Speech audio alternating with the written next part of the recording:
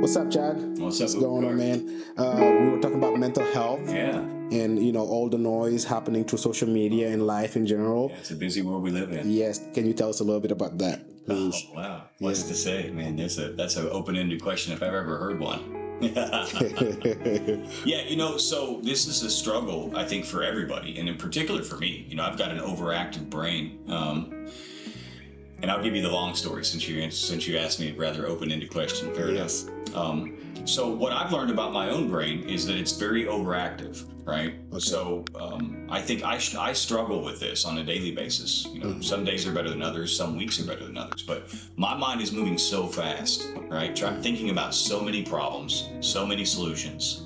And I think that probably is representative of most people these days. Yep. Right? Because of the inundation with social media. So one thing I try to do, is I try to limit my screen time.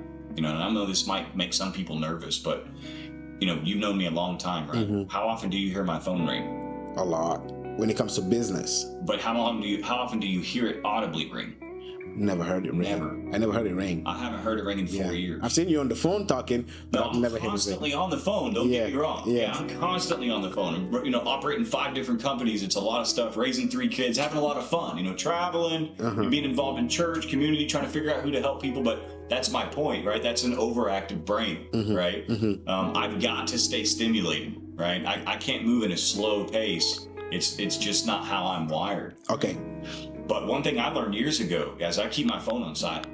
Right? So for anybody out there that just has too much noise between their ears and they just can't seem to quiet it down, try it. I mean, it's okay. You still get your messages. You still get phone calls. Yes. The same emails come through. Yes. The same DMs come through. Yes. All that social media apps you download, they all save their messages. They're there. But just turn your phone on silent. Yes. Right? Yes. Just that one simple thing, you'd be amazed at how you can be more present in each moment because you're not constantly dealing with a ding, ding, ding. Yes. So I was able to cut my screen time by 80%. Dude, that's awesome. Just by yeah. You need to give me that secret. I need to cut mine to 20% to just put it on silent. Yeah. Put it on silent. That would be awesome. Hey, one thing that I want to talk about as well, when we talk about mental health, and how time has changed and everything. If you think about it, because you've mentioned that you've seen some study or statistics that says, well, how many hours was it that we spend on our phone and stuff? I was reading an article recently. 5 hours is the average. That's the average. 5 hours. Yeah, that's just screen time on mobile devices. 5 hours. Wow, dude, that's a lot. It's just, even me hearing that right now, I'm like, man, that's scary. Because if you think about it, we had phones before 20 years ago, maybe 30 years ago. The phone was still there, but it didn't control your life. Because if it rings, you go talk to the phone, and then after that, you didn't have. So how can we benefit from this time, having this social media, but not letting us consume? It's a great question. I wrote an article a while back. I titled it "Man versus Machine," and I think what got me thinking about it was the election, that was coming up, and this could be controversial. I don't really care. I'm not here to apologize for what I believe. I'm here to say my beliefs in its most respectful way as possible. And whoever's listening, if they don't like what I have to say, then just tune into another channel, and it's not a big deal. Yes.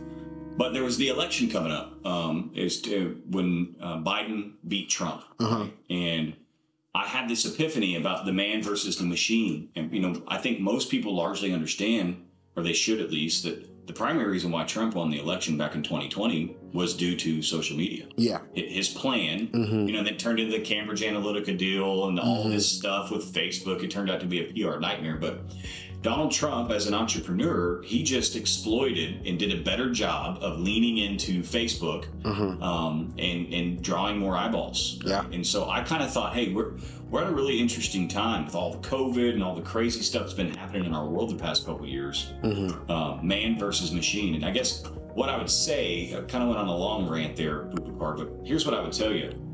20 years ago, we all just treated this for what it was. It was a tool. Yeah. It was a tool to increase the convenience in our life. We called people, we texted people, we could basically use it as a library to search things. And it subtly turned into the principle behind the article, Man versus Machine, is like, who has more power now? Is it the man or is it the Or machine? the machine, yeah. And it's certainly, I can't tell you today which one it is. You know, I want to believe that it's always going to be the man, the human being. Yes. But I could argue as a whole, you know, these machines, when we're spending 5 hours a day on our life, how much of our life are we actually living? You know, are we using this as a tool, or have we become the tool? Yeah. Does that make sense? It makes sense. If you do the math, if we sleep on average 8 hours, because you're scaring me right now just having this conversation. This is awesome, by the way. If we sleep on average 8 hours and we spend 5 hours on our phone, man, that's crazy. Yeah, that means there's only 11 more hours left in all of your life. Wow. I mean, if you just think about that. And you work If maybe you 8 hours sleep, 5 hours on your phone, that's 13 hours. There's only 24 hours left, 24 hours in a day. and you haven't even worked. We haven't even worked. So you spend another 8 hours at work, right? And what do you got? 3 hours left. 3 hours left, So- man. You know, no wonder why your mind's a little busy. Yes. You're trying to cram your entire existence into three. Yeah, that's just not enough time. You know, At time, man. time. Talk about time a little bit. Time versus mental health, because I think that would be a good transition. Yeah, you know, I think about that a lot, but I think about it in three ways. There's time, and there's money. Yes. All right, because I think most of us are on that continuum. Yes. Like mental health, if I could be frank, I thought that was for weak-minded people. Yeah. Right? Yeah. I was like, and I shouldn't have, if anybody shouldn't have thought that way. My grandfather was institutionalized, you know, diagnosed with paranoid schizophrenia. Wow. And I remember taking him cigarettes and Wranglers for, you know, once a year for Christmas, driving an hour and a half out to the mental ward, you know, with my mother. And then my mother struggled with mental health her whole life. Yes. But I think I just kind of, I guess I just had a real strong, staunch stance on that mental health is for weak people that didn't want to work, that wanted to make excuses, that didn't want to grind. Because, you know, I come from that in my Yes. childhood, but then I went on to create $100 million in revenue in my businesses. Yes. And I did it with this mindset that if you're talking about mental health, you're weak. You know, but man, I couldn't be more humbled. I looking back now, I am a low-key embarrassed that I was that naive. You got more wisdom. Yeah, and so now I think way less about money. I think about money, but I think a lot more about time. 5 years ago, it was only time and money, Yes. right? 5 years before that, it was only money. Yeah. I didn't even think about time.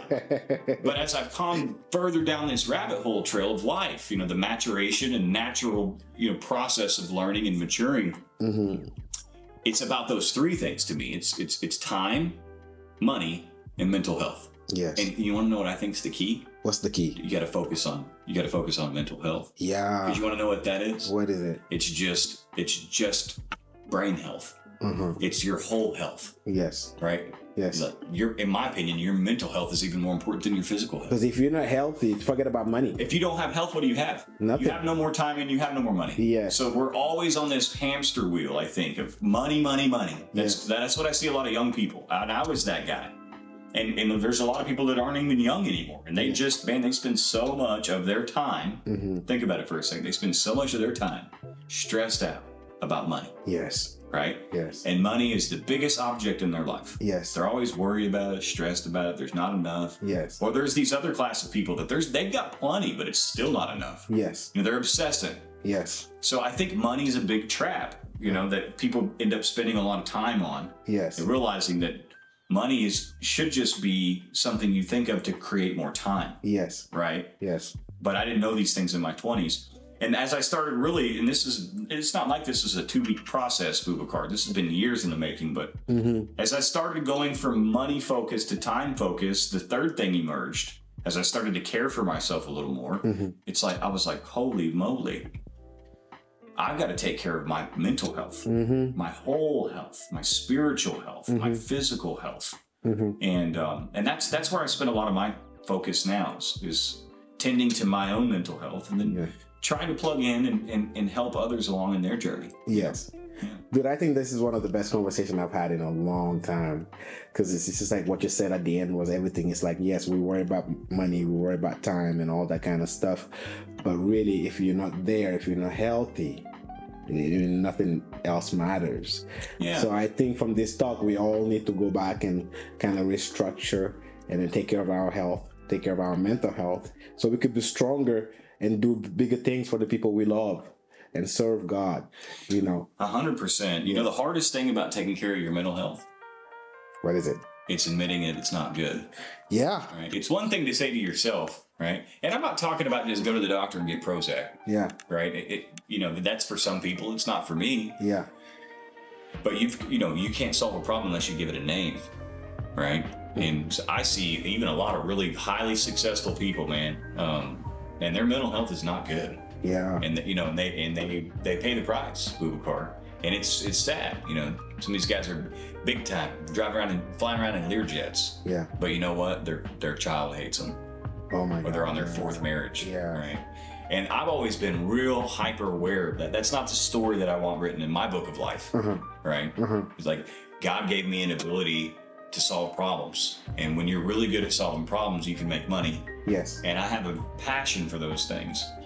But by a whole bunch of circumstances, I was put in a position when I was 27 years old to really reset my entire life and focus on my family, you know? And that's what was the catalyst for me realizing that mental health is if you'll focus on that, it's the funniest thing. You'll start to spend more time on the things that fill you up and less time on the things that don't. Yes. And then the money will take care of itself. Yes. Right? Because if you're always stressed out about money, you're either spending too much or not making enough. It's just as simple as that. Yes. You know, and if you're always stressed out about time, right, you either have too many commitments or not enough. Yes. Right? Yes. But at the end of the day, it's really hard to solve either one of those in a perpetual way, in a way that'll stick without really being concerned with where you are, mind, heart, and spirit. Yes. Yeah.